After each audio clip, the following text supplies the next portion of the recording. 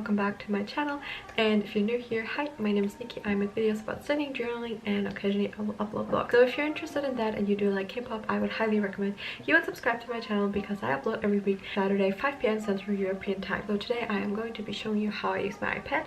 And I mainly use it for studying and also for like photo editing or drawing and stuff like that. So we'll dive into everything right now, and I hope you'll enjoy this video. And without further ado, let's get right into it. As always, everything that I'm showing you guys will be linked down below. So if you're interested in purchasing anything, or if you want to know exactly what iPad I have and what accessories I'm using, everything will be linked down below. Let's start with my iPad and the accessories that I'm using first. So the iPad that I'm using is the iPad Pro, an 11-inch in silver, and I just put this name sticker on it as well so everyone knows that it is mine. And I also use the Apple Pencil, and I believe this is the second generation Apple Pencil, but I'm not sure about that. Anyway, I also use this iPad case which I got from a Korean artist, and her name is called Jin Illustration, and I'll have her Instagram down below in case you're interested, but I'm not sure if she ships her things overseas as well, so you might want to check on that individually because my Korean is not good enough for you to check. I really like this case because the inside is very soft and it also has a holder for your pencil, and it is very cute. And next up I have the Apple keyboard case, and this is just what I use the most, and it allows you to set up your iPad either tilted or in straight position, but I personally prefer the tilted position more. And I also wanted to show you guys how the keyboard sounds because I personally don't like noisy keyboards, especially when I'm using my iPad during lectures, so enjoy this clip of me typing.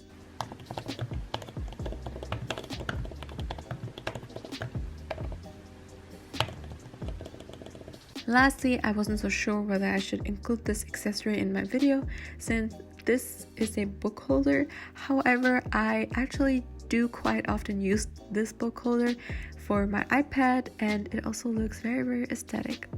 As I already mentioned, I use my iPad either for lettering or studying, and there are a lot of different ways on how I use my iPad with my different accessories.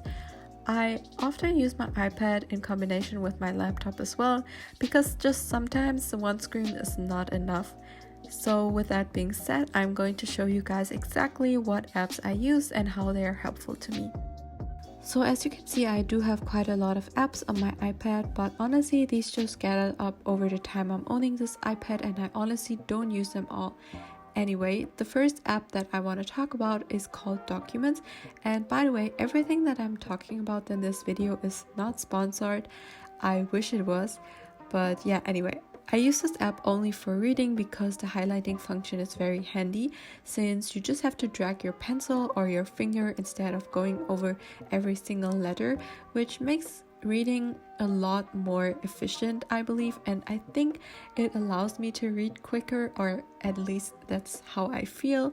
And there are a lot of different options on this app, and I think you can also take notes with it, but honestly I don't use them.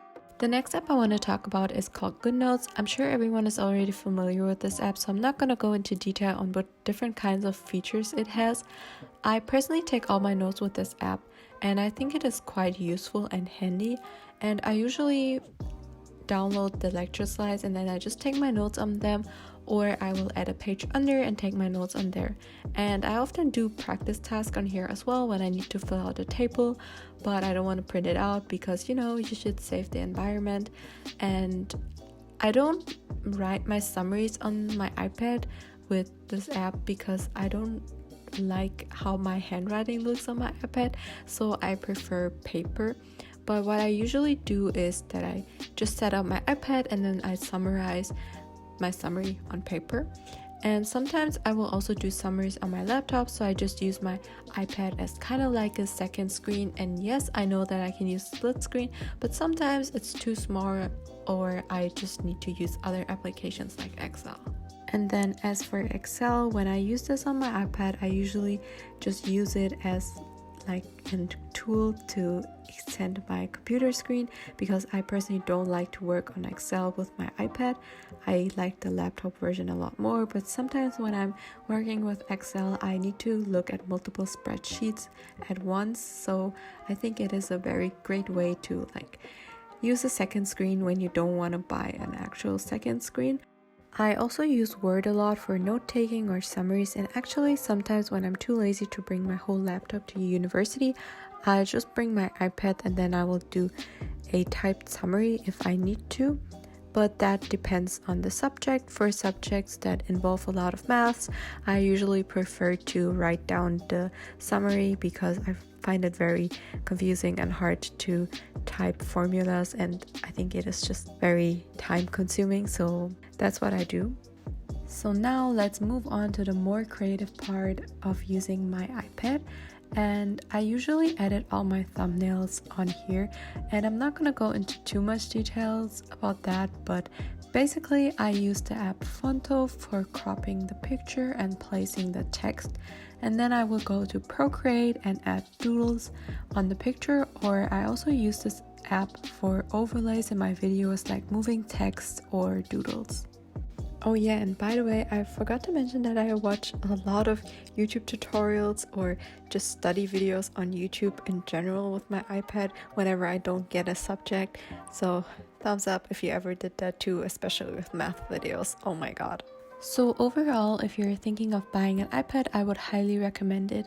I know iPads are quite expensive, but honestly I think it is worth the investment. And I personally got an iPad because I used to carry around all printed lecture slides with me and my back would hurt a lot. So I think especially if you are a student, it is worth your money. And honestly, you don't need the newest iPad because mine is already 1.5 years old and it still is in very, very good shape. So I don't really think you need the newest version to begin with, but that again depends on your personal liking. Thank you so much for watching this video. I hope you liked it, and if you did, please give it a thumbs up. It just really makes a difference for me as a small YouTuber with my algorithm, so I would appreciate everything. Of course, you don't have to, but yeah, I hope I could help you somehow in case you are thinking about buying an iPad, and I hope that you were able to see what different kinds of things you can do with your iPad. Of course, there's like a ton of more things that you can do with your iPad, but for me personally, that is enough. I don't need a lot of things to do, but yeah, thank you so much for watching. I see you in my next video. Bye! See you soon!